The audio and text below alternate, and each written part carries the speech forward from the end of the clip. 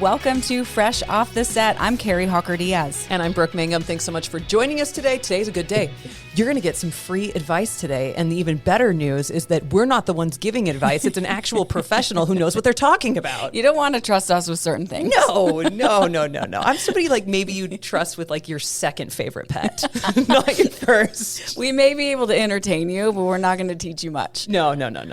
I talked with TJ Woodward on this one, and it's great because he talks about like how to build bridges in a divided world by living in the question. So like how to better ask open-ended questions. Okay. So like instead of, I can understand this. You can get to the deeper thing with somebody. Because a lot of times, like I know when I talk to my daughter, I say, how's your day? Good. Right. Yeah. And then right. You just stop and there's nothing else that evolves from just asking somebody something so open-ended like that. Yeah. And they just kind of forget. They're like, I don't know. I feel like I get that answer a lot, Yes. right? I don't know. I forgot. And so open-ended questions are so important, not only with your kids, with your partners, with people you work with. I mean, it can just make your relationships and even with yourself a lot better, which like we're constantly trying to work on all the relationships in our lives. Well, if you think about life in general, like think about the number one theme is relationships. Everything that you do has a relationship, whether, like you said, whether you're at work, whether you're at home. And if we can find a way to better navigate those relationships, life is going to be better. I mean, that's gold. Another thing that I love we talked about is the mindset of I am right, you are wrong. So it generates external conflict. Thank you, Carrie. I am right, you are wrong. Correct. Check box. And do we see the conflict here now that it's arising? But he talks about answer-focused mindsets and how that can impact our personal relationships and even like our internal well-being. So yes, Brooke, you were absolutely right in the beginning when you said we're getting therapy and you're getting it free. Yes, there you go. So without further ado, here you go. Here's your free advice. You're welcome. Okay, TJ, can you explain the concept of living in the question? How does it encourage authenticity and greater connection in relationships? Well, really, it's pretty simple. Questions open up connection, and answers can sometimes cause separation.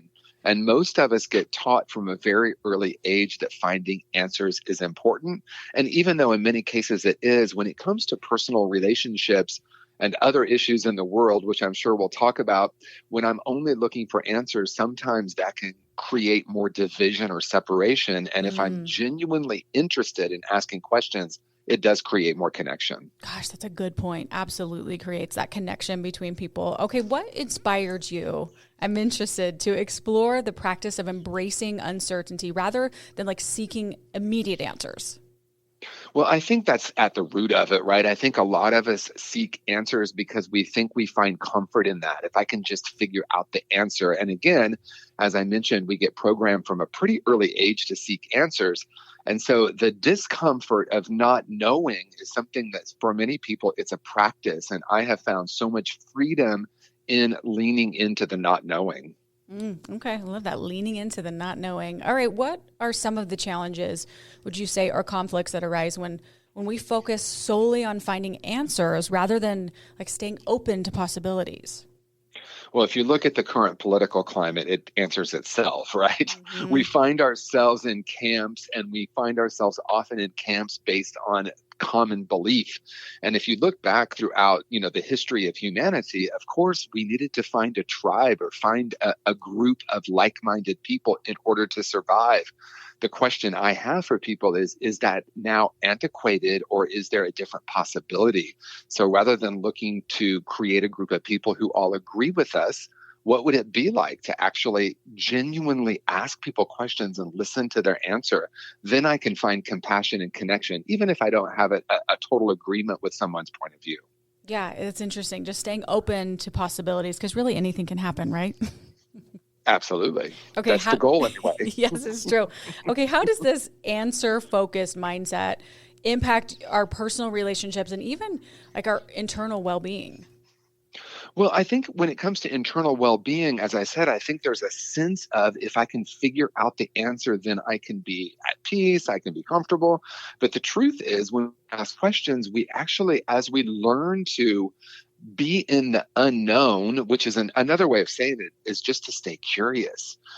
In personal relationships, many of us have the experience when we have an opinion that is different And if I'm really deeply rooted in, I have the right point of view here, that automatically causes separation. And then we have to work really hard. And we end up saying things like, well, let's just agree to disagree. But that really is still not a deep connection. That's so true. Okay. And you think about a lot in relationships. You think of like the I'm right, you're wrong, I'm right. You mentioned that mindset of the I am right and you are wrong generates external conflict. How can people avoid like falling into this trap? Because it's so easy to do, especially in divisive situations. Well, I think it's kind of a big answer, really. It is, if I am my opinions, or I believe I am my opinions, then I'm naturally going to be deeply rooted in being right about something. When I start to understand there's a part of me that is beyond my opinions, in other words, I have thoughts, but I'm not my thoughts. And then we start to end up in a new arena where we're like, oh my gosh, this whole time I thought I was my opinions. And if I believe I am my opinions, that's where we start having the conflict of right and wrong. Oh, that's so good. Why do you think this type of thinking is so like persuasive in our culture today? Well, I mean, again, we've been trained. And if you look at a lot of the media, a lot of the news channels, right? I mean, the divisiveness for some reason can be really seductive. And I actually think there's a level of this that's unresolved trauma. Like if I have trauma in my past that I haven't resolved, it's easier to point fingers and blame someone or look at how someone's different than I am. And if we look at the root of all conflict throughout human history, it's always rooted in I'm right and you are wrong. That's so true. That's so absolutely. Yeah. How do you think the belief in a singular unreachable answer can create internal conflict and feelings of inadequacy? Then we can feel like, feeling less. Yeah. I mean, again, if I believe I am my opinions and then I don't have an answer for something, then I start to feel like dysregulated and uncomfortable. And the interesting part is it's really paradoxical because, as I said before, when I'm willing to lean into the discomfort, there's actually more freedom in that. And then I become curious not only about other people's opinions, but my own. The cliche, don't believe everything you think, is really valid here. It's so true. Okay, what steps can someone take, would you say, to like embrace uncertainty and find peace and not having like all the answers, and that's okay? Well, I like to actually use open-ended questions on myself. So I would invite someone to say, if I am not my opinions, who or what am I? We could sit with that for at least 24 hours and explore what might come up. And then we might start to realize, oh, I don't have to agree with everyone in my life. And as I said, I don't even have to agree with myself.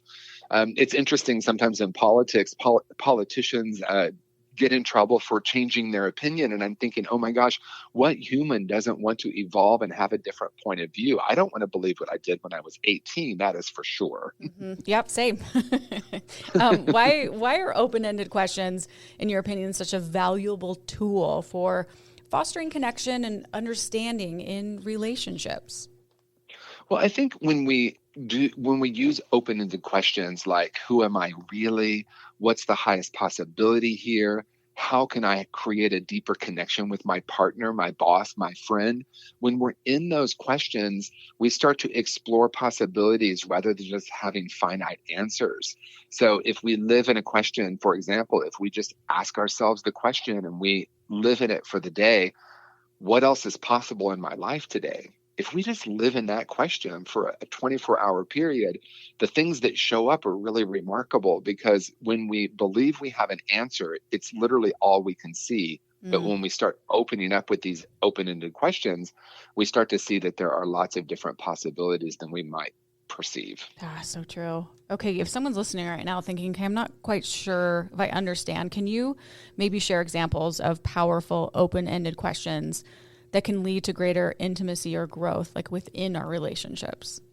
Yeah. I mean, let's imagine a partnership. Let's say your spouse, your partner.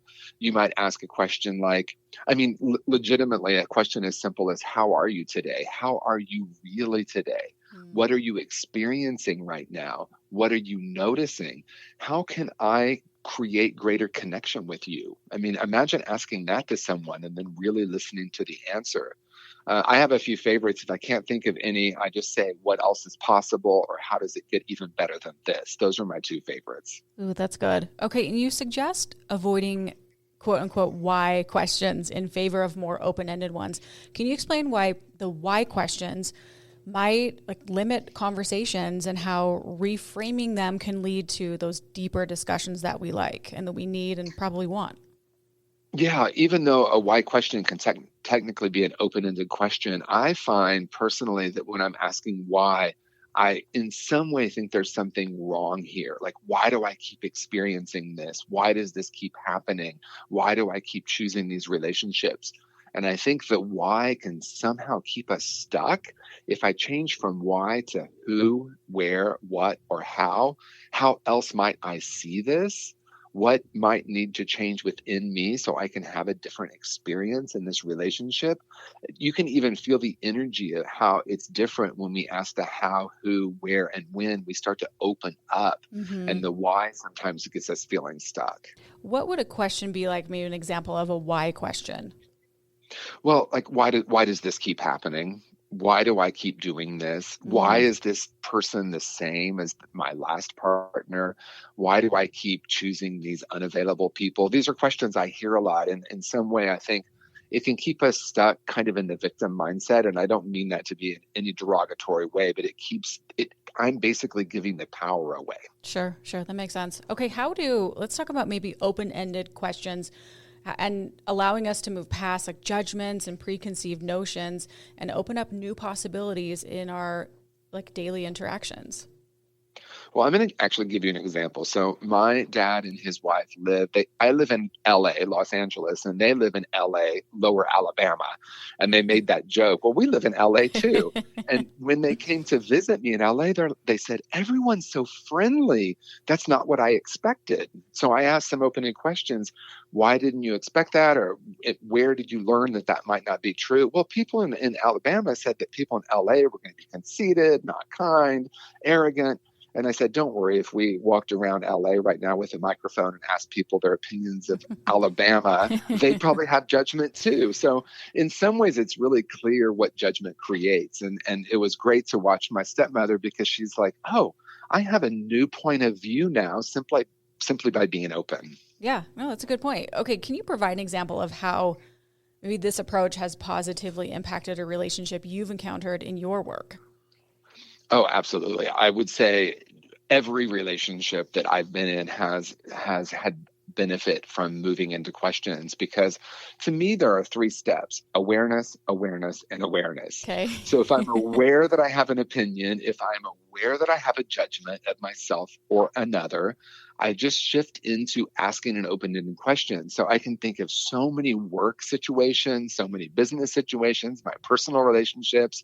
When I notice that I'm experiencing a judgment, instead I pause and just ask a question. And if I can ask 3 questions, I will feel more connected at the end of those 3 questions. That's so good. Staying open to possibilities. That's really good. Okay. You've mentioned questions like, what's the highest possibility here now? And how can I remain curious about the relationship? How do questions like these change the dynamic between 2 people?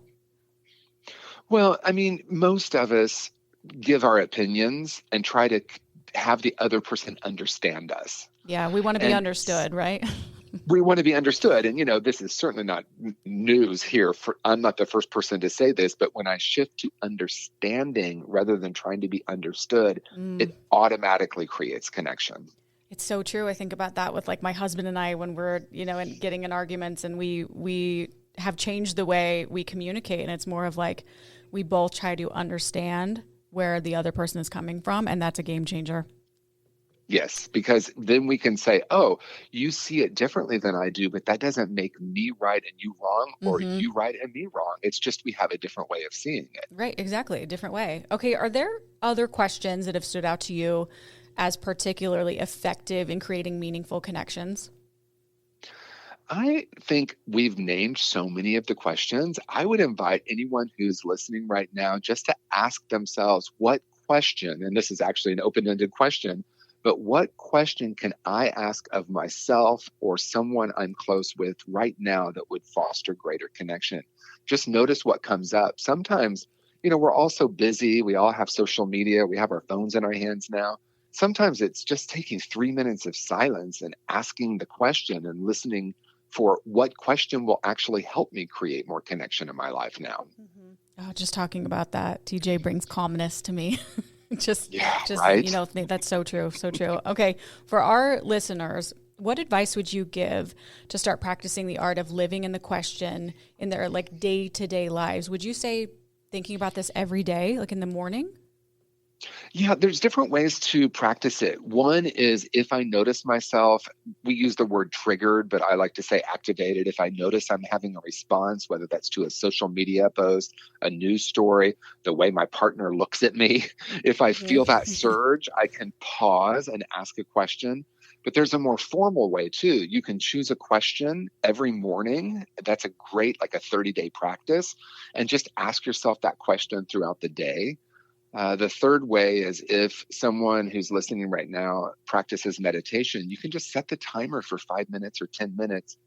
Ask yourself an open-ended question kind of internally over and over during that time and just notice what emerges. Oh, that's so good. Yeah, during meditation. That's awesome. I want to point out, I like how you said activated instead of using the word triggered. That's really good.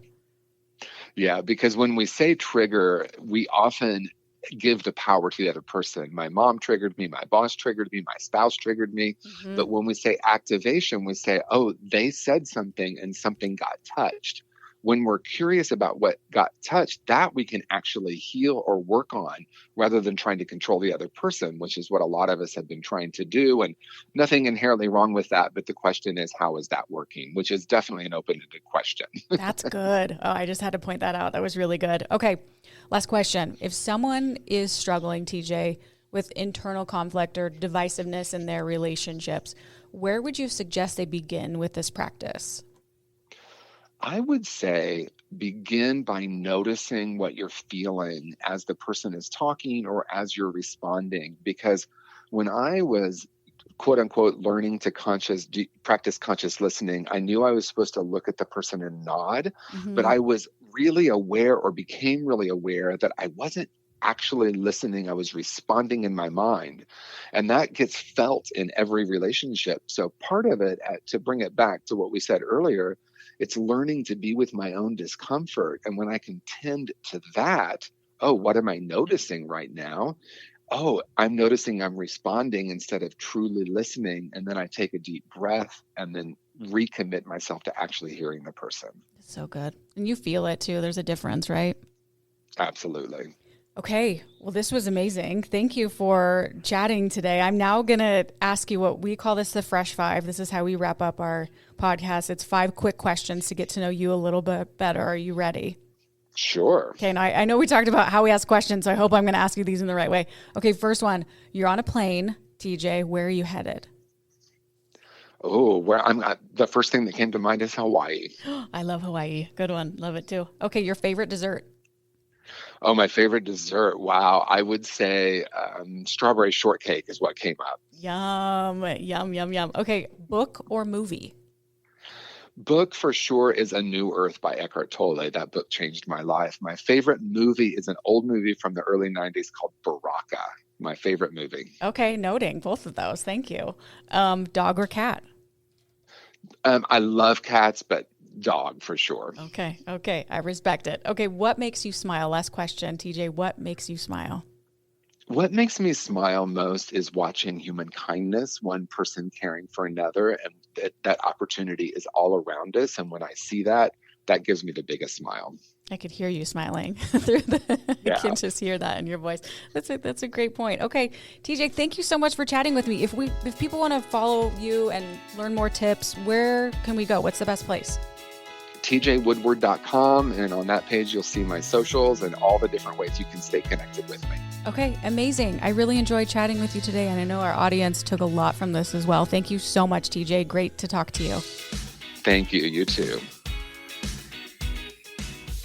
Congrats, you made it to the end. If you want to continue to freshen up your day, you can watch us on Fresh Living every weekday on CBS Channel 2 in Utah at 1 o'clock. You can also watch us on our YouTube channel, KUTV Fresh Living, and follow us on social media. We will see you next week.